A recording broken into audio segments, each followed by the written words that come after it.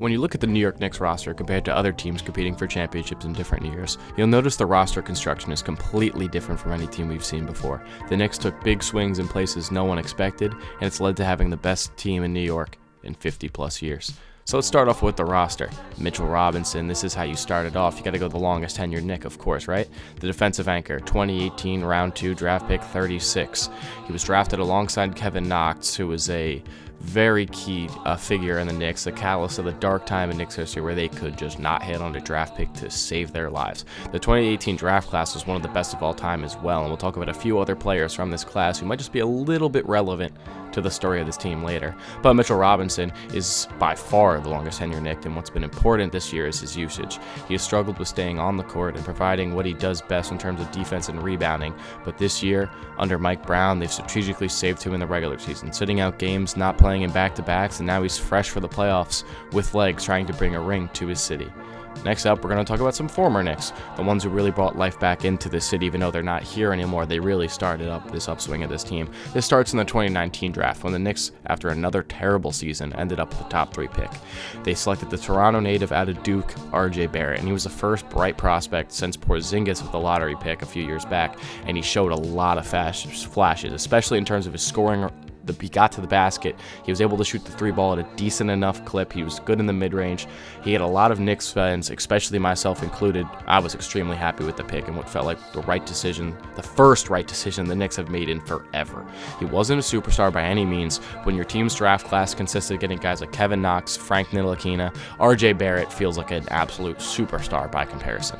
2019 was the start of a new era for the Knicks as a whole, right? The decisions just kept getting better. The Knicks in this free agency, they were heavily linked to Kevin Durant and Kyrie Irving. They struck out on that sweepstakes. They both went to the crosstown rival, the Brooklyn Nets. Instead, they got Julius Randle as a consolation prize, which was met with so much love from the media and fans alike. Regardless of what anyone says with this team now, he truly made it his own. Next, the Knicks made one of the best moves in franchise history, and that was in the staff department. In March of 2020, the Knicks hired Leon Rose as the president of basketball operations, and this was one of the first big moves that really started rolling in. They hired Coach Thibs, a player development focused coach who pushes guys to the absolute brink to get the best out of him, and that's exactly what he did. Randle, after a season cut short from COVID and a decent enough year, averaging over 19 a game, really took off in his first full season with the Knicks. He jumped up to 24 points per game, became an all-star for the first time, and won the most improved player, got 8th in MVP voting. This was Randle's coming out party, and the Knicks, for the first time since 2012, were finally back in the playoffs, and Randle was the biggest reason for that. Unfortunately for that year's team, the season came with another budding superstar, Trae Young, getting what is his career signature moment to this day, beating the Knicks team to advance to the second round. The Knicks fans were angry, but also proud of this team and Randle for completely changing the culture of the franchise, and the Knicks also got another huge piece this offseason again, much like Mitchell Robinson through the draft, and that was none other than Deuce McBride in the second round. A great defender and shooter whose height is well compensated by his wingspan and high release point, making him play much taller than he actually is. The next year was not all sunshine and rainbows for the Knicks. The Knicks took a step back, missing the playoffs as the 11th seed. The next season, Julius Randle took a clear step back, and doubts of whether or not that previous season was a fluke started creeping in. Randle's bully ball style seemed to have been, at least to an extent, figured out from defenders around the league, turning the ball over at a way higher clip, not being nearly as efficient, and Leon Rose knew it was time to make a big splash. The next thing Leon Rose did would change the franchise history forever, and no one saw it coming. After years of subpar point guard play from the likes of Kemba Walker, Derrick Rose, Emmanuel Quickley, and other stars who faded out before their time in New York, the Knicks decided to go for a star that didn't start shining just yet, Jalen Brunson. In his last season with Dallas, Brunson started to show some flashes of what he could be. After Luka Doncic went down with an injury, Brunson went crazy against the Jazz in the second round, scoring 41 points in a playoff game. Did the Knicks catch lightning in a bottle here, or did they give a lot of money for someone who was previously a backup at Dallas? And if this didn't work out for Leon Rose, you honestly could expect a decently short tenure. I guess you could say Brunson delivered, jumping his points from 16 to 24, having by far his best year of his career for the Knicks and taking the reins of the NBA's biggest franchise.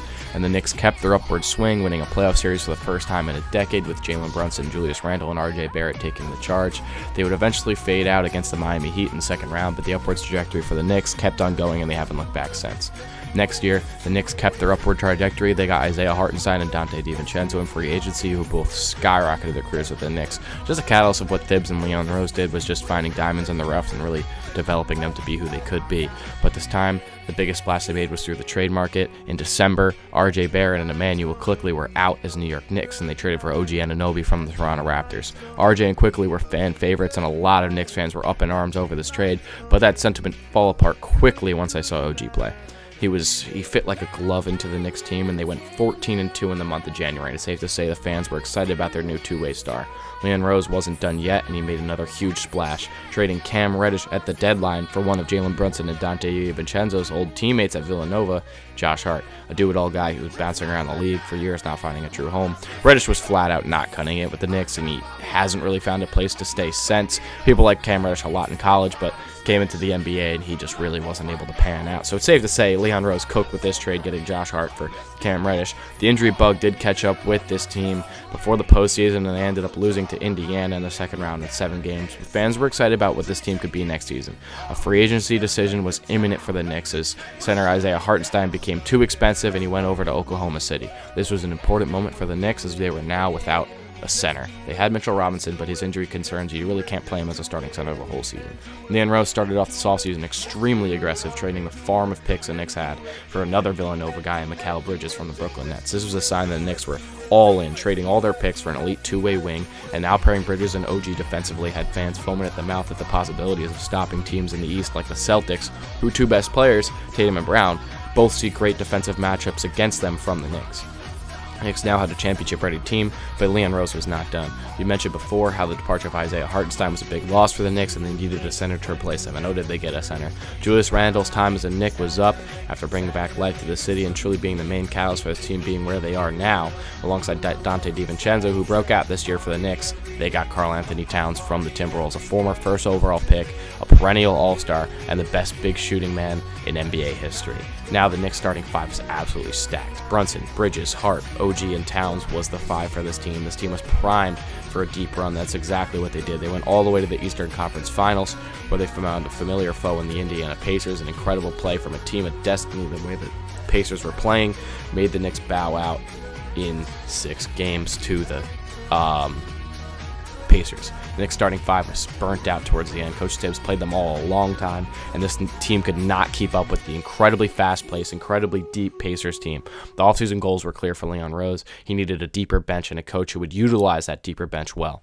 Coach Thibs is out after an incredible Knicks tenure where he, alongside Randle, brought back life to this biggest city in the world with their number 1 team, and the Knicks went another direction, Mike Brown. The Knicks offseason wasn't as loud as previous years, making smaller moves around the edges and keeping the exact same starting five. The main goal, beef up the bench. They re-signed Landry Shamet, they signed Jordan Clarkson and Garshawn Yabusele, but a lot of the beefed up bench came from what they already had in previous draft picks, Tyler Kolek, Ariel Hukparty, and Mo Diawara, all becoming regular season contributors, allowing significantly more rest in the starting five throughout the season. And the Knicks also cut bait on Yabusele at the deadline, who really wasn't working on the Knicks uniform, and they ended up flipping him twice, first to the Bulls, and then they ended up getting Jose Alvarado at the end of the day, a small guard who plays extremely hard, that just added extra depth to the Knicks team.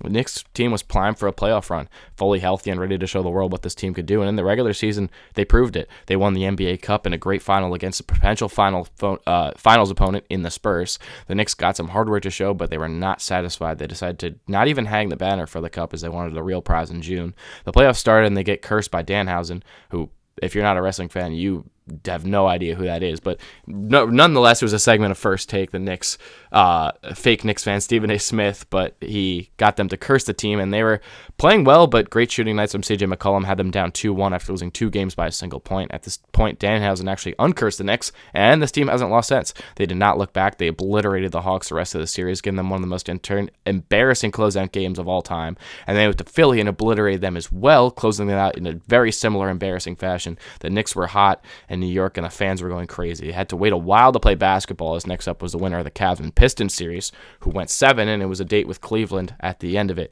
It seemed as though the dominant performances were going to come to a close as Donovan Mitchell was going off, and the Cavs were up 22 points with 7 minutes to go in Game 1.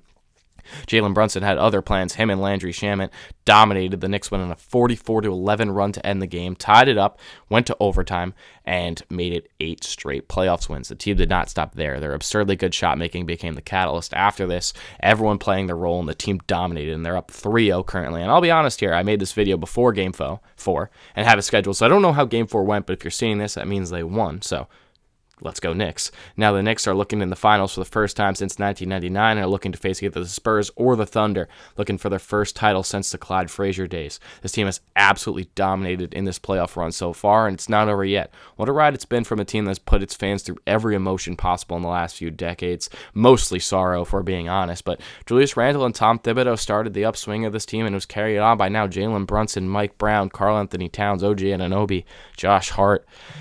Just a dominant team. Mikal Bridges is playing incredible. This team is primed for its first title in forever.